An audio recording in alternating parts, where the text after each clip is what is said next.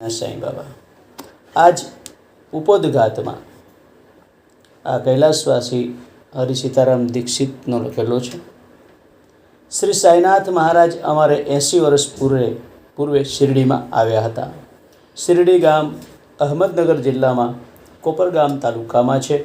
મહારાજનું મૂળ વતન ક્યું અને માતા પિતા કોણ એ સંબંધે ખાતરીલાયક કોઈ હકીકત મળતી નથી.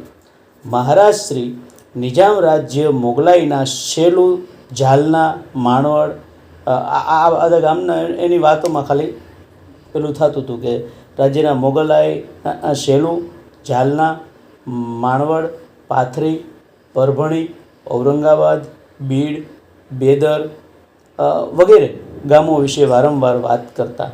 એકવાર પાથરીના એક ગૃહસ્થ મહારાજના દર્શને આવેલ તેને ત્યાંથી હકીકત ત્યાંની પૂછી ગામના બધા જાણીતા ગૃહસ્થોના નામ લઈને ખબર અંતર પૂછ્યા હતા. એ ઉપરથી એમને પાથરીની વિશેષ માહિતી હતી એમ માની શકાય, પણ એમનો જન્મ એ જ ગામમાં થયો હતો એમ ખાતરીથી કહી શકાય નહીં. મહારાજ શ્રી જન્મે હિન્દુ હતા કે મુસ્લિમ હતા એ વસ્તુ પણ નિશ્ચયપૂર્વક કહી શકાય એમ નથી. કેટલાક ભક્તોની માન્યતા પ્રમાણે તેઓ અયોનિજ હતા, પણ ભક્તેતરોને તે અશક્ય લાગે.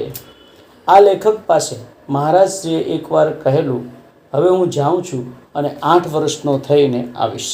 શ્રી કૃષ્ણ દેવકીજી પાસે પ્રગટ થયા ત્યારે તેઓ પણ 8 વર્ષની વયના હતા. એ હકીકત પુરાણોમાં વર્ણવી છે. ઘણા ભક્તો તેમને સાધકમાંથી સિદ્ધ થયેલા માનતા નથી, પણ તેમને પ્રત્યક્ષ અવતાર જ માને છે. તેમની લીલા તથા અદ્ભુત શક્તિના પરચા જોઈને કેટલાક તેમને શ્રી વિષ્ણુનો અવતાર માને છે, પણ મહારાજશ્રીએ પોતાના મુખથી આવો અધિકાર કદી ક્યારેય સ્વીકાર્યો નથી. પોતે કહેતા, હું તો પરમેશ્વરનો સેવક છું, હું તો એનો બંદો છું. મારા ગુરુના આશીર્વાદ તથા કૃપાથી જ તમારા ભક્તોના સંકટ દૂર થાય છે, કલ્યાણ થાય છે. મારું આમાં કાંઈ છે નહીં. ભક્તોને આશીર્વાદ દેતા પોતે કહેતા, અલ્લાહ ભલા કરેગા એમ ઉચ્ચારતા. કદી જાતે મોટાઈ ન લેતા, કદી પણ અનલ હક અર્થાત હું જ પરમેશ્વર છું એમ કહ્યું નથી, પણ વારંવાર કહેતા, આદે હક હું ઈશ્વર સ્મરણ કરું છું.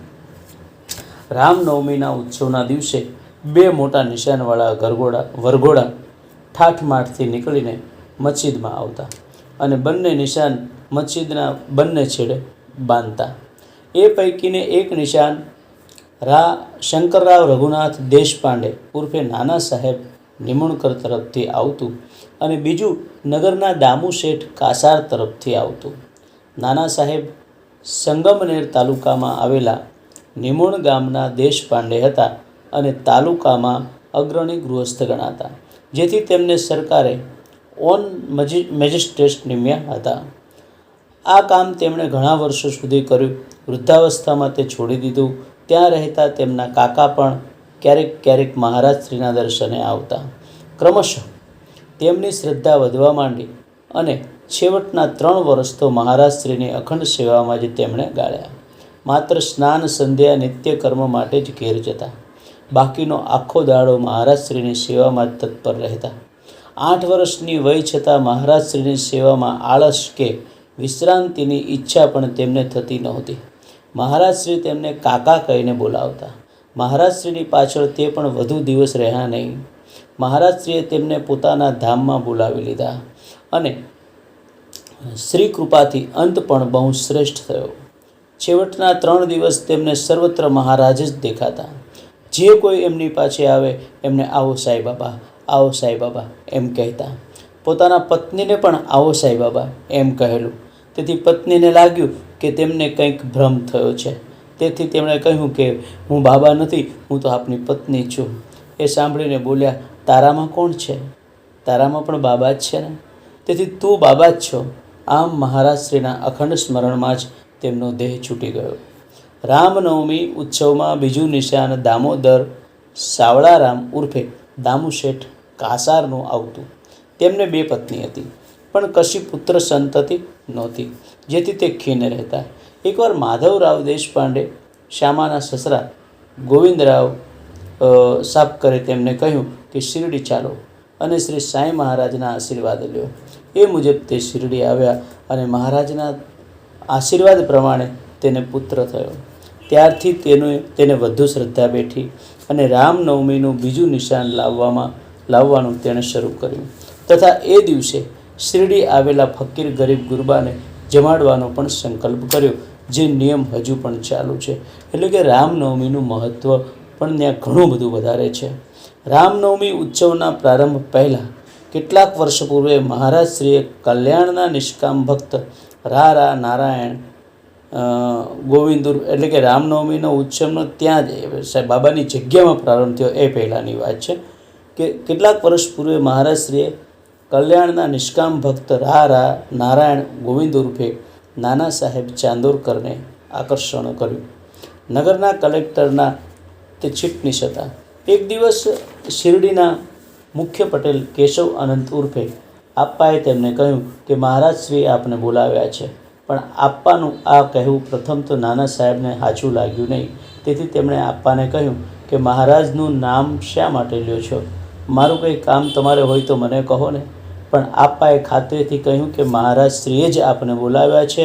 એમ ખાતરી થતાં નાના સાહેબ મહારાજશ્રીના દર્શને આવ્યા અને તેમની શ્રદ્ધા બેઠી. પછી તો તે વારંવાર દર્શન કરવા આવી બોધામૃત ઉપદેશનો લાભ લેતા અને કલાકો સુધી બાબા પાસે બેસતા. શ્રી સાંઈ તેમને ગીતામાં કહ્યા મુજબ પ્રણિપાત પરિશ્રમ સેવાનો ઉપદેશ દેતા. એકવાર આ શ્લોકનું જ વિવેચન બાબાએ 1 કલાક સુધી કર્યું, જે પરથી નાના સાહેબને ખાતરી થઈ કે મહારાજશ્રીને સંસ્કૃત ભાષાનું ઉત્તમ જ્ઞાન છે. નાના સાહેબે બાબાની કરેલી સેવામાં મુખ્ય 2 વસ્તુ ભક્તોમાં સદા વિસ્મરણીય છે.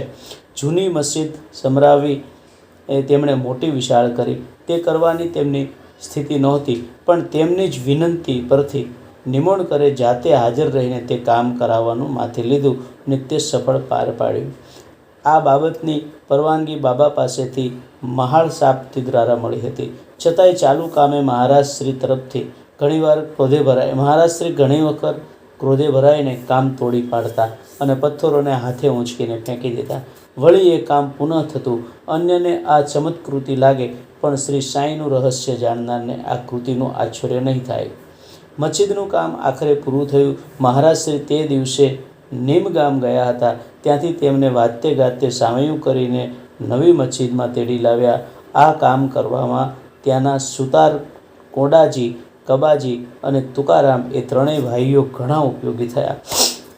મહારાજશ્રીના દેહાવસાન સુધી મસ્જિદ વાળીને સાફ કરવાનું, મહારાજના ઠામ વાસણ ઊંચકવાનું, મહારાજને મુખ્ય પ્રક્ષાલયનું પાણી ગરમ કરવાનું એ સર્વ કામ આ તુકારામ જ કરતા. મહારાજશ્રી પણ એ કામ અન્ય કોઈને કરવા દેતા નહીં.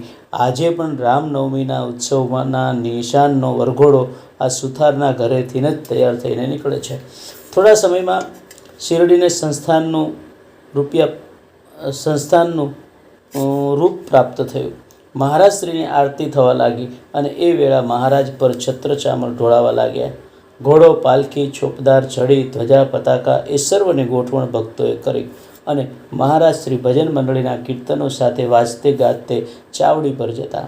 ચાવડી પણ છબીઓ, ઝુમ્મર, હાંડીઓ, આઈના તખ્તાથી સુશોભિત બની. મસ્જિદમાં તથા ચાવડીમાં લાદી જડાવી. આ સર્વ શોભાનું શ્રેય કૈલાસવાસી સુંદરાબાઈ ક્ષીરસાગર ઉર્ફે રાધાકૃષ્ણામાઈને જ ફાળે જાય છે. આ બાઈ પ્રેમ ભક્તિની જલવંત મૂર્તિ હતા. તેમની પાસે ધન નહોતું, પણ પોતાના તન મન સર્વ શ્રી સાંઈ બાબાને અર્પણ કર્યું હતું. વિવિધ સાંઈ ભક્તો પાસેથી આછી જ વસ્તુઓ મંગાવી તેમણે શિરડી સંસ્થાન ઉત્તમ સજાવ્યું. કમનસીબે તેઓ માત્ર 35 વર્ષની વયે જ ગુજરી ગયા. પોતે અહીં 8-9 વર્ષ રહ્યા, પરંતુ અન્ય કોઈ 25 વર્ષમાં પણ ન કરી શકે એટલું કામ એમણે આ ટૂંક સમયમાં કર્યું. ચાવડીમાં રાત્રે શયન આરતી તથા પરોઢિયે કાકડ આરતી તેમણે જ શરૂ કરાવી હતી. રાધાકૃષ્ણમાએ જાતે દરેક પ્રકારની સેવા કરતા. એટલું જ નહીં, પણ મહારાજશ્રીના જે ભક્તો શિરડી આવતા તેમની પાસેથી પણ સેવા લેતા. દરેકને તે વિવિધ કામકાજ સોંપતા. જે સૌ હોંશ તથા પ્રેમથી કરતા તેમાં સર્વ વર્ગના માણસો હતા. બૈરાઓ પણ હતા. રસ્તા સાફ કરવા, ધૂળ પથ્થર ઉપાડવા, ખાડા ખોદવા કે ભરવા, માટી પલાળવી, ઝાડ રોપવા, લાકડા કાપવા, હાંડી ઝુમર સાફ કરવા, મસ્જિદ ધોવી ધોળવી, રંગ કરાવો, કાગળના ફૂલો કાતરવા, છડી છત્ર લઈને ઊભવું, નિશાન સમારવા વગેરે સર્વ પ્રકારના કામમાં મોટા મોટા શ્રીમંત ગૃહસ્થો તેમજ તેમની પત્નીઓ, કુળ સ્ત્રીઓ પણ હોંશથી સેવામાં જોડાતા હતા અને પોતાને સેવા કરવાની તક મળી એમ માનીને આનંદ પામતા હતા. રાધાકૃષ્ણમાં જાતે પણ તમામ પ્રકારની સેવા કરતા. હંમેશા મહારાજનો માર્ગ 2 વખત ઝાડીને સાફ કરતા, કચરો દુર્ગંધ પણ દૂર કરતા.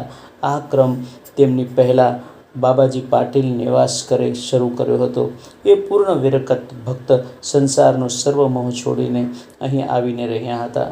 તેમને સમજાવીને લઈ જવા માટે ઘણા લોકો આવેલા, પણ તે ગયા નહીં. રોજ માર્ગ સાફ કરવો, મસ્જિદ લીપવી ઇત્યાદિ કામ તે કરવા પોતે મહારાજનું દર્શન પણ દૂરથી જ કરતા. પાસે જતા નહીં. પીવાનું પાણી પણ તેઓ મહારાજશ્રીનું ચરણ તીર્થ, અગર તો સ્નાન થતી વખતે મહારાજના અંગ પરથી પડેલું પાણી, અગર મહારાજનું પીધેલું પાણી જ પીતા હતા. પોતાની વાડીની ઉપજ પણ મહારાજને ચરણે ધરી દેતા અને તેમાંથી મહારાજ આપે એટલું જ લેતા. જોકે મહારાજશ્રી પણ લગભગ બધું જ પાછું આપી દેતા. 2 વર્ષ અહીં રહ્યા પછી મહારાજશ્રીએ બાબાજીને ઘેર જવાની આજ્ઞા કરી. એ પ્રમાણે તે ગયા, તો પણ વારંવાર દર્શને આવતા અને ઉપજ અર્પણ કરતા. થોડા સમય બાદ તે ગુજરી ગયા. પ્રારંભમાં મહારાજશ્રી પોતાની પૂજા કોઈને કરવા દેતા નહીં.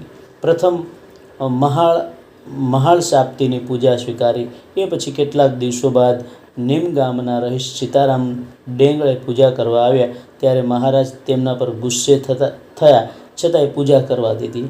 ત્યારબાદ નાના સાહેબ ચાંદોરકરનો નાનો પુત્ર મહાદેવ ઉર્ફે બાપુને સંપૂર્ણ પૂજા કરવા દીધી અને પછી તો સર્વને પૂજાની છૂટ મળી ગઈ. પરંતુ એ સમયે મહારાજ પોતાની આરતી કરવા દેતા નહીં. કેટલાક સમય બાદ પ્રથમ આરતી કરવાનું માન રા લક્ષ્મણ કૃષ્ણજી ઉર્ફે તાત્યા સાહેબ તુલકરને મળ્યું. તે પંઢરપુરના મુનસફ હતા. માંદા પડવાથી રજા લઈને તેઓ શિરડી આવ્યા, પણ નોકરી છોડીને બાકી રહેલું આયુષ્ય શિરડીમાં મહારાજના સાનિધ્યમાં જ ગાળવું એવી તેમની મનસ્યા હતી અને એ પૂર્ણ થઈ. મહારાજનો નિત્યક્રમ નિયમસર પડાતો. પોતે સવારમાં વહેલા ઉઠે, ધૂણી પાસે બેસે, થોડા સમય પછી શૌચ વિધિ કરી પોતાને હાથે એ શૌચ ફેંકી દે અને થોડો વખત સ્વસ્થ બેસે. એટલામાં ભાગોજી શિંદે આવીને મહારાજના જમણા હાથનો પાટો છોડીને માલિશ કરતો તથા આખા દિલની ચંપી કરતો. પછી તે ચીલમ ભરી સળગાવીને મહારાજને પીવા આપે. મહારાજ પોતે પીધા પછી ભાગોજીને ચીલમ આપે. આમ 4-5 વખત ચીલમ પીધા પછી ભાગોજી જતો. ભાગોજીને મહારોગ પત થયેલ હતો, છતાંય મહારાજે કદી તેને ધૃણા નથી કરી. અગર નિત્યક્રમ બદલ્યો નથી. ભાગોજી ગયા પછી થોડો સમય મહારાજે બેસતા. એટલામાં નિયમિત ભક્ત મંડળ આવતું તથા સેવા કરતું. પછી મહારાજ મુખ પ્રક્ષાલન માટે ઉઠતા. તે ક્રિયા જોવા સરખી હતી. હાથ પર, પગ પર, મુખ પર, કાન પર ખૂબ પાણી લઈને છાંટીને અત્યંત હલકા હાથે દરેક અંગ સ્વચ્છ કરતા. જે પછી એકનાથ મહારાજના વર્ણન મુજબ સ્નાન વિધિ થતી. મુખમાર્જન થયા બાદ બાબા ગામમાં ભિક્ષા માગવા જતા. નક્કી કરેલા 5 ઘરે જઈને એક સ્થળે ઊભા રહેતા. રોટલા, રોટલી, દાળ, કઢી, ચટણી જે આપે તે લેતા અને મસ્જિદમાં આવીને થોડુંક જમતા. જમ્યા પછી થોડો વખત બેઠકનો ભાગ સાફસૂફ થતો. ત્યાં તો ઘણા ભક્તો ભેગા થઈ જતા. તેમને મહારાજ શ્રી વાર્તા રૂપે બોધ કરતા. કોઈ વાર આ બેઠક વખતે કેળા, જમરૂખ કે કેરી પોતે વેચાતી લઈને મંડળીને વેચતા. કેળાની છાલ પોતે જાતે ઉતારે અને કેળા ખવડાવે. જમરૂખના ટુકડા કરીને દે અને કેરી દરેકને જાતે ઘોળીને આપે. એ પછી પોતે લેંડી પર જતા. લેંડી એટલે બાજુમાં લેંડી જે બાગ છે, બગીચો છે, ત્યાં લેંડી પર જતા અને ત્યાં 1 કલાક એ બગીચામાં બેસી 1 કલાક રોકાતા. ત્યાંથી આવ્યા પછી ભાવિક ભક્તો મહારાજની પૂજા અર્ચના કરી આરતી ઉતારતા. એ પછી ભોજન લઈ મહારાજ 4 વાગ્યા સુધી મસ્જિદમાં બેસતા અને પુનઃ લેંડી પર જઈને ત્યાં પોણો કલાક રોકાઈને પાછા આવતા. એ પછી સાંજ સુધી મસ્જિદમાં જ બેસતા. સંધ્યાકાળે થોડો વખત બહાર નીકળતા. પણ પાછા તરત જ મસ્જિદમાં આવીને બેસતા. ભક્ત વૃંદ નિત્ય 3 વખત એકઠું થતું. સવારની શિરામણી નાસ્તા પછી, બપોરે લેંડીથી એટલે કે બગીચામાંથી પાછા આવ્યા પછી અને 5 વાગ્યાના સુમારે. આમ બાબાની બેઠકના 3 દરબાર ભરાતા. દરેક બેઠકમાં મહારાજ વાર્તા રૂપે બોધ કરતા. એ સમયે પોતાની પાસે બેઠેલા માણસોના અંતરની વાતો જાણીને પોતે વગર પૂછે એમના ખુલાસા કરી દેતા. પોતે પ્રગટ રીતે કદી ગૂઢ વેદાંત વિષયનું વિવેચન કરતા નહીં. વગર ઉપનિષદ પર પ્રવચન દેતા નહીં. તેમનો ઉપદેશ જ નૈતિક હતો. શિષ્યની ભૂમિકા શુદ્ધ કરીને તેમાં જ્ઞાન બીજ રોપવું એ જ સદગુરુની શાસ્ત્રોક્ત પ્રથા છે. એ પરિપાઠ મુજબ જ મહારાજ કરતા. તેથી તેમનો ઉપદેશ સદા સર્વસાધારણ નીતિ તત્વ પર થતો. ઉપરાંત આવા શાબ્દિક બોધ કરતાં પણ મૂલ્યવાન અનુભવનો બોધ મહારાજ પાસેથી વધુ મળતો હતો, જેથી શ્રદ્ધાથી આવનાર ભક્તનું બહુ ઉચ્ચ પ્રકારનું કલ્યાણ સધાતું હતું. મહારાજ પાસે આવનારા ભક્તોમાં સકામ ભક્તોનું પ્રમાણ મોટું હતું. મહારાજ તેમની કામના પૂર્ણ કરીને તેમનું મન આત્યંત કલ્યાણ તરફ અકળ રીતે વાળતા હતા. મહારાજના અવતાર જ લોકોના ઉદ્ધાર માટે થયો હતો. તેમના ગુણ તથા લીલાનું યથાર્થ વર્ણન કરવું અશક્ય છે. છતાંય મહારાજ લીલાનો શક્ય તેટલો સંગ્રહ સર્વને લાભપ્રદ થશે એવી મારી પૂર્ણ ખાતરી છે. આવો સંગ્રહ મારા સન્મિત્ર ગોવિંદ રઘુનાથ ઉર્ફે અણા સાહેબ દાભોલકરે કરેલો છે. એનો ઘણો ભાગ તેમણે કાવ્યમાં ગ્રથિત કરેલો છે. આ શ્લોકબદ્ધ ગ્રંથને પ્રારંભ મહારાજ શ્રીની હાજરીમાં પ્રત્યક્ષ અનુજ્ઞા મેળવીને થયો છે. આજ સુધીમાં તેના 35 અધ્યાય લખાઈને તૈયાર થયા છે. આ ગ્રંથ ઘણો જ પ્રેમાળ, હૃદયગમ્ય છે. તે મહારાજના ભક્તોને જ નહીં પણ અન્ય વાચકોને પણ હિતકર થશે તેમાં શંકા નથી. આ શ્લોકની રચના એકનાથ મહારાજના શ્લોકની રચના જેવી જ છે. ગ્રંથ વાંચતી વેળા એકનાથ મહારાજની વાણીનું સ્મરણ વારંવાર થાય છે. સારાંશ: આ ગ્રંથથી સાંઈબાબા મહારાજના એમના પ્રસાદનું જ ફળ છે, જેની ખાતરી પદે પદે થાય છે. છેવટમાં આ ગ્રંથ મહારાજના ભક્તોને તેમજ ઇતર ભાવિક વાચકોને આનંદ તથા બોધપ્રદ થાવ તથા સર્વની શ્રદ્ધા મહારાજ શ્રીના ચરણ કમળમાં અધિક વૃદ્ધિ પામો એવી જ સાંઈનાથ પાસે મારી નમ્ર પ્રાર્થના છે. અહીં ઉપોદઘાત પૂરો કરું છું. શ્રી બાબાનો એક બાળક હરિ સીતારામ દીક્ષિત અને પછી પ્રસ્તાવના આપણે વાંચીશું બાળકૃષ્ણ વિશ્વનાથ દેવની, અને પછી આપણે ધીરે ધીરે ગ્રંથની શરૂઆત તરફ જઈશું. ત્રીજી